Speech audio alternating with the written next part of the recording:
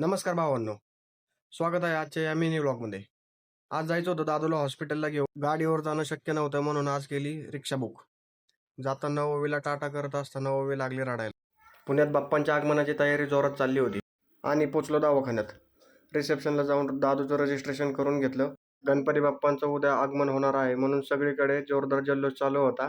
तसंच हॉस्पिटलमध्येही जोरदार तयारी चालू होती आणि बघतो तर काय हा माट्या कसा खेळत झोका खेळत बस. दादूच्या सगळ्या टेस्ट करून झाल्या आणि आज दादू आपला जाणार होता गावाला.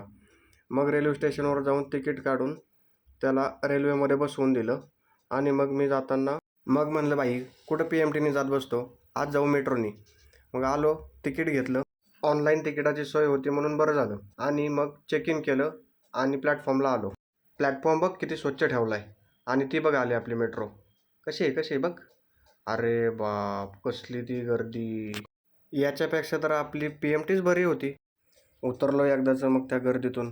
अर्र केवढी ती गर्दी. ऑलिम्पिकला पळायचं असल्यासारखं सगळेजण पळायला लागले.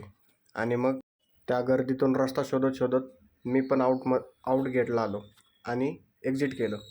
पहा केवढी गर्दी. आता हे सर्वजण जाऊन बसणार. स्टेशनमधून बाहेर येत असताना मला दिसली आदियोगी शंकर महाराजांची मूर्ती. ती फक्त मूर्तीच नसून पूर्ण थीम उभा केली होती मंडळाने. आणि मग आलो बसमध्ये पण काय तेच सेम जशी गर्दी मेट्रोमध्ये होती त्याच्यापेक्षा जास्त गर्दी. फरक एकच होता, मेट्रोमध्ये ट्रॅफिक नव्हता आणि इथं भरपूर ट्रॅफिक. उतरलो मग एकदाचं. कसा वाटला व्लॉग नक्की सांगा.